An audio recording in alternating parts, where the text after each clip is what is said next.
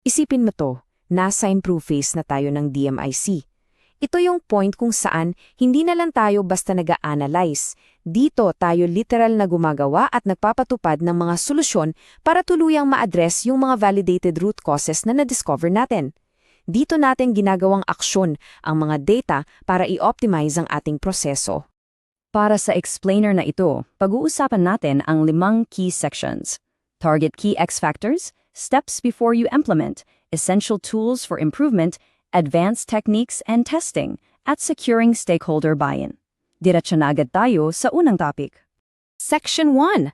Target Key X Factors. Addressing Proven Root Causes. Ang pinakapuso ng buong Lean Six Sigma logic ay nakatago sa isang napakasimpleng equation. Y equals a function of X. Ibig sabihin lang yan, ang output, yung Y, ay direktang resulta ng mga inputs o yung mga X's. Ang laking game changer nito sa operations natin. Kasi imbes na i-micromanage natin yung mismong output, mas kinokontrol natin yung mga inputs, kaya automatic ang gaganda ang resulta. Halimbawa, sa isang BPO setting, isipin mo na ang Y natin ay ang average handling time o AHT. Imbes na pilitin ang mga ahente na magmadali, ang mga key X's na dapat nating i-target ay yung system latency, kalidad ng call scripts o yung mismong training nila. Kapag na-improve natin ang mga X's na to, bababa ang AHT ng kusa. Make sense, di ba? Ngayon, tingnan natin ang tamang proseso kapag aayusin na natin ang mga inputs na ito. Section 2. Steps before you implement. The crucial DMAIC sequence. Alam mo kung ano ang isang malaking pagkakamali sa process improvement? Yung tatalon ka agad sa implementation nang walang sinusunod na sequence. Ang LSS logic natin dito ay risk mitigation at optimization. May 5 tayong crucial steps na sinusunod. Generate solutions, evaluate alternatives, select best set, pilot at saka pa lang mag-implement. Ang operational impact nito, nakakasiguro tayong ang solusyon natin ay efektibo, cost-efficient at hindi magdudulot ng mas malaking sakit ng ulo sa operations. Imagine nyo na lang sa GCash, kapag may update sila sa system, hindi pwedeng i-implement agad sa buong Pilipinas yung bagong feature, di ba? Kailangan muna nilang mag-generate ng iba't ibang solutions, i-evaluate ito, piliin ang pinaka-stable at mag-conduct ng pilot test sa isang maliit na grupo ng users. Doon pa lang may implement sa lahat. Yung sequence na ito yung nagliligtas sa atin mula sa mga malalang system crashes at operational failures. So the question is, paano natin pipiliin ang pinakamagandang solusyon mula sa options natin? Dito pumapasok ang rule natin. Iniiwasan talaga natin ang personal favorites at guesswork. Bawal ang hula-hula. Ang ginagamit natin ay data-driven selection, particular na ang Pew matrices. Ang point ng Lean Six Sigma logic dito ay alisin ang personal bias. Sineset natin yung mga kriteria na mahalaga sa atin tulad ng cost, implementation time at impact. At literal na binibigyan natin ng score ang bawat solusyon. At alam nyo ba, para mapabilis ito, madalas naming i-modernize ang aming Pew Matrix gamit ang Microsoft Excel. Dito kasi, pwede tayong mag-set up ng automated weighted scoring system gamit lang ang simple formulas. Dahil dyan, instant nating nakikita kung aling solusyon ang may pinakamataas na ROI batay sa pure data. Alright, next step, alamin natin ang mga tools para tuluyang ma-eliminate ang mga defects sa proseso natin. Section 3. Essential Tools for Improvement. Techniques for Operational Excellence. Para masigurong robust at solid talaga ang mga solusyon natin, gagamit tayo ng mga proven Lean Six Sigma tools. At bawat isa dito may direktang operational impact. Paborito ko dito yung Pokayoke o error proofing. Nagde-design tayo ng proseso kung saan literal na imposible nang magkamali yung tao. Isang classic example nito ay yung food preparation sa Jollibee. Pansinin nyo, may mga specific na hulmahan at automatic timer sila para sa fries at chicken. Kaya kahit sino pa ang naka-duty na magluto, standard palagi ang lalabas na kalidad.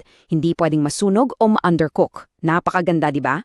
Nariyan din ang FMEA o Failure Modes and Effects Analysis. Dito ina-anticipate natin kung saan pwedeng pumalpak yung bagong proseso bago pa man ito mangyari. At sa modern setup ngayon, laking tulong ng Microsoft Copilot para mabilis tayong maka-generate ng potential failure modes based lang sa ating process history at existing documentation. Kasama rin natin sa arsenal na ito ang 5S Workplace Organization, Just-in-Time o JIT para sa inventory management at yung mga Kaizen events para naman sa mga mabilisang process improvements. Pero paano kung medyo komplikado yung inaayos natin? Section 4. Advanced Techniques and Testing. Optimizing and Piloting Changes. Kapag may complex potential solutions na tayo, gagamit tayo ng advanced techniques para itest ito sa isang controlled environment. Dito napapasok ang DOE or Design of Experiments. Ang LSS logic ng DOE ay malaman ng tamang-tamang combination ng mga variables, yung ating mga key X's na magbibigay ng pinakamagandang Y output. Isipin mo na lang sa isang local logistics at delivery company. Sa halip na manghula, pwede nating itest scientifically ang iba't ibang combinations ng dispatch time, klase ng sasakyan at pagpili ng ruta para ma-pinpoint kung ano ba talaga ang may pinakamabilis na delivery time habang nakakatipid tayo sa gas.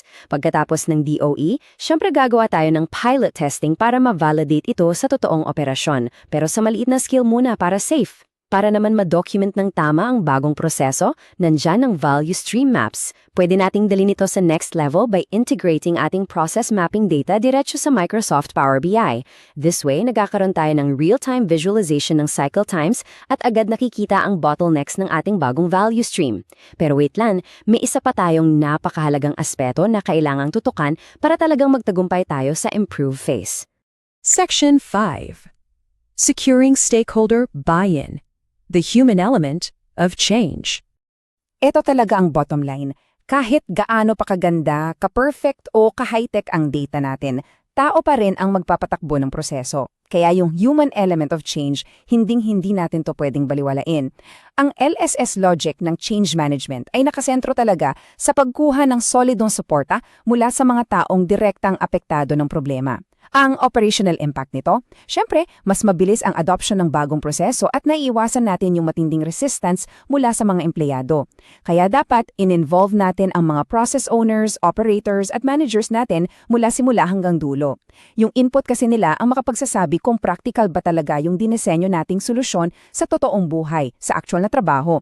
At para mas madaling i-manage yung mga tasks, inputs at feedback ng bawat stakeholder habang nagpipilot tayo, napakagandang gamitin ng Microsoft Planner.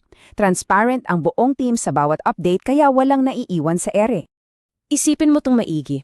Kung ikaw ay nag-i-implement ng isang perfectong data-driven solution, the best na proseso in theory, pero nag-resist, ayaw gamitin o hindi ito sinunod ng mga mismong stakeholders and operators mo, nai-improve mo ba talaga ang why?